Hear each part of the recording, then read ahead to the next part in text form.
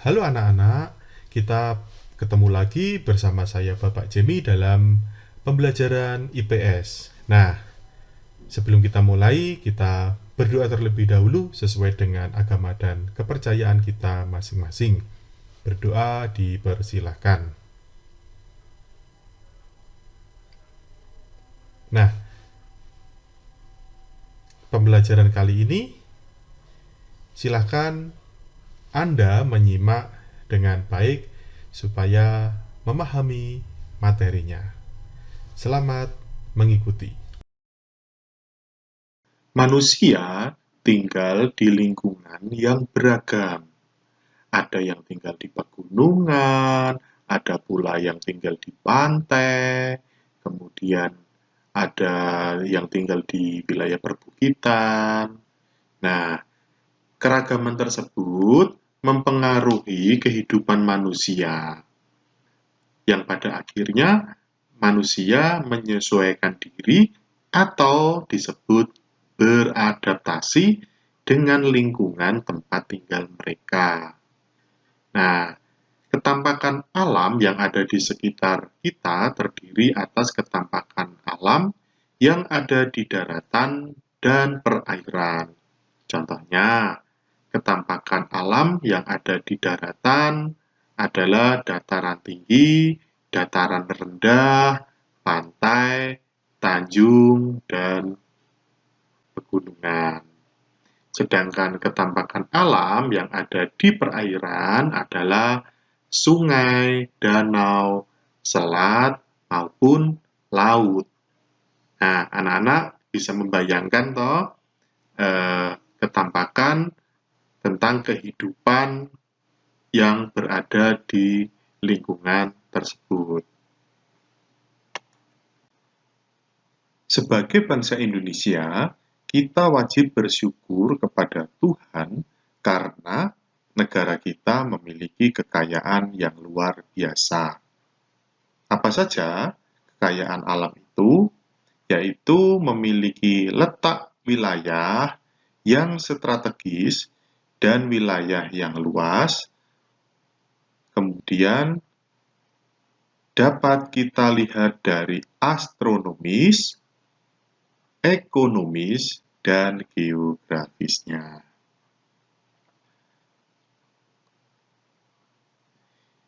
Kita hidup di dalam ruang. Dalam ilmu sosial, pengertian ruang adalah seluruh permukaan yang menjadi tempat makhluk hidup. Nah, makhluk hidup itu apa saja? Iya, benar. Ada manusia, hewan, serta tumbuh-tumbuhan. Tempat makhluk hidup itu bisa di dalam, di permukaan, atau di atas permukaan bumi. Ruang meliputi dataran, lautan, dan udara sebagai satu kesatuan wilayah. Dalam ruang terdapat sarana dan prasarana untuk mendukung kehidupan manusia. Sarana dan prasarana tersebut merupakan perpaduan antara unsur lingkungan alam dan lingkungan buatan. Antara satu ruang dengan ruang lainnya terdapat keterkaitan. Maksudnya apa? Maksudnya adalah satu ruang saling terhubung dengan ruang lainnya. Kejadian di satu ruang akan mempengaruhi ruang lainnya. Nah, sekarang kita akan mempelajari tentang letak wilayah Indonesia, ya, baik di kabupaten, kota, atau provinsi.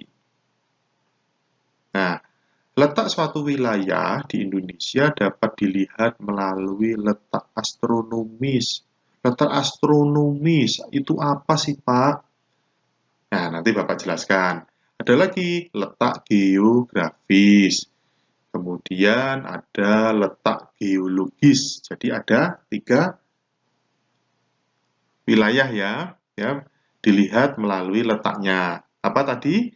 Astronomis, geografis, dan geologis. Yuk kita pelajari satu persatu ya. Letak astronomis. Apa itu? Letak astronomis adalah letak suatu tempat berdasarkan garis lintang dan garis bujurnya. Garis lintang adalah garis khayal yang melingkari bumi. Ya. Sedangkan garis bujur adalah garis khayal yang menghubungkan kutub utara dan kutub selatan. Secara astronomis, Indonesia terletak antara 95 derajat bujur timur sampai 141 derajat lintang utara, 11 derajat lintang selatan. Dengan letak astronomis tersebut, Indonesia termasuk ke dalam wilayah tropis. Ya. Nah, kita harus bersyukur bahwa Tuhan Yang Maha Esa sudah memberikan wilayah yang tropis seperti Indonesia ini. Loh, kenapa? Karena sinar matahari selalu ada sepanjang tahun dan suhu udara tidak terlalu ekstrim. Makanya di Indonesia itu terdapat 2 musim, musim hujan dan musim kemarau. Masing-masing terdapat pembagian waktu sekitar 6 bulan. Musim hujan, 6 bulan musim kemarau. Jadi adil ya. Nah, sehingga masih cukup nyaman untuk melakukan berbagai kegiatan di dalam dan di luar rumah. Kalau di negara-negara lain itu kan ada musim panas, panasnya cukup terik. Kemudian ada musim salju yang dinginnya luar biasa, sampai minus 1 derajat, di bawah 0 derajat ya suhunya. Nah, kita bersyukur karena kita masih bisa menikmati suasana alam yang cukup bagus. Kita bisa menikmati panas yang tidak terlalu panas, kita juga bisa menikmati hujan yang cukup.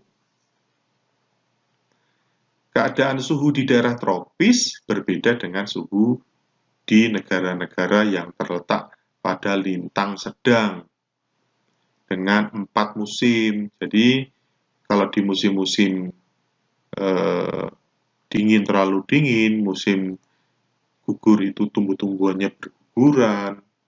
Kemudian kalau panas cukup panas sekali, sampai kalau di negara Eropa itu mereka kalau musim panas, kalau yang punya uang mereka akan pergi ke negara lain untuk mencari tempat yang lebih nyaman. Yang kedua adalah letak geografis. Letak geografis adalah letak suatu negara di permukaan bumi. Ya, letak negara di permukaan bumi. Secara geografis, Indonesia terletak di antara 2 benua dan 2 samudra. Benua yang mengapit Indonesia adalah benua Asia yang terletak di sebelah utara Indonesia, dan benua Australia yang terletak di sebelah selatan Indonesia.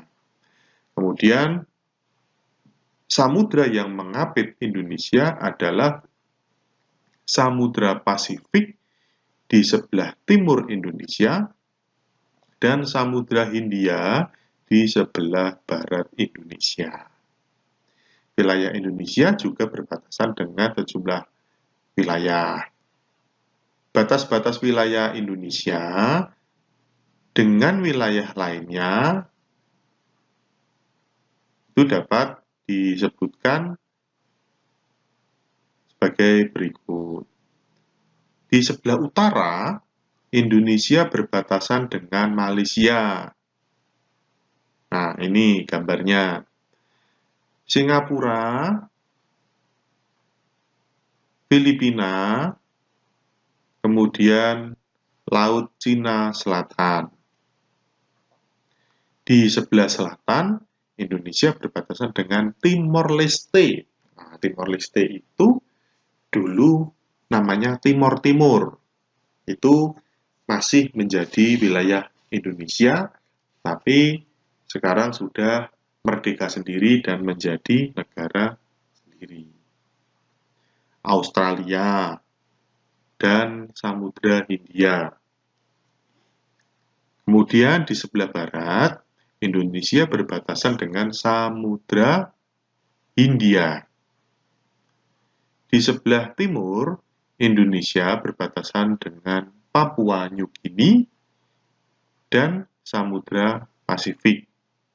Kalau Indonesia bagian timur Papua ini berbatasan dengan Papua New Guinea ini adalah berbatasan darat. Ada juga yang berbatasan dengan Malaysia, dengan Indonesia itu wilayah Malaysia yang berbatasan dengan Kalimantan. Letak Indonesia memang sangat strategis ya, karena menjadi jalur lalu lintas perdagangan dunia antara negara-negara dari Asia Timur dengan negara-negara di Afrika. Kapal-kapal dagang yang mengangkut berbagai komoditas dari Cina, Jepang, dan negara-negara lain itu melewati Indonesia menuju negara-negara tujuan di Eropa. Jadi Indonesia dilewati jalur perdagangan dari Asia ke arah Australia dan Selandia Baru. Nah, itulah keuntungannya. Letak geografis memberi pengaruh bagi Indonesia, baik secara sosial, ekonomi, maupun budaya. Karena menjadi jalur lalu lintas pelayaran dan perdagangan dunia, bangsa Indonesia telah lama menjalin interaksi sosial dengan bangsa lain. Interaksi sosial melalui perdagangan tersebut kemudian menjadi jalan bagi masuknya berbagai agama di Indonesia seperti Islam, Hindu, Buddha, Kristen, dan lain sebagainya. Karena banyak sekali bangsa-bangsa di luar Indonesia yang memiliki keberagaman itu masuk ke Indonesia, akhirnya kebudayaan, perekonomian, sosial itu dipengaruhi oleh bangsa-bangsa lain yang berada di Indonesia. Indonesia yang kaya akan sumber daya alam kembali menjual berbagai komoditasnya, hasil-hasil buminya seperti kayu, pala, lada, cengkeh atau disebut dengan ya betul rempah ya rempah-rempah itu dijual dari Indonesia ke luar negeri karena Indonesia ini banyak sekali menghasilkan hasil bumi. Ya. Kemudian manfaat lain dari letak geografis Indonesia juga memberi dampak yang merugikan juga. Wah, ternyata tidak hanya menguntungkan saja ya, ternyata juga ada dampak yang merugikan. Misalnya, budaya dari negara lain yang tidak selalu sesuai dengan budaya Indonesia, kemudian masuk mempengaruhi kehidupan budaya yang berada di Indonesia. Misalnya apa? Pergaulan bebas, kemudian kesantunan, tata krama orang Indonesia dengan orang Eropa itu kan berbeda. Tetapi ketika banyak budaya Eropa yang masuk ke Indonesia, itu akan mempengaruhi. Kemudian Apalagi banyak barang-barang yang diselundupkan. Diselundupkan itu apa sih? Diselundupkan itu barang yang dimasukkan dari luar negeri masuk ke Indonesia tidak melalui izin. Ya, karena kalau izin itu akan dikenakan pajak. Tetapi kalau diselundupkan itu tidak membayar pajak atau disebut barang ilegal.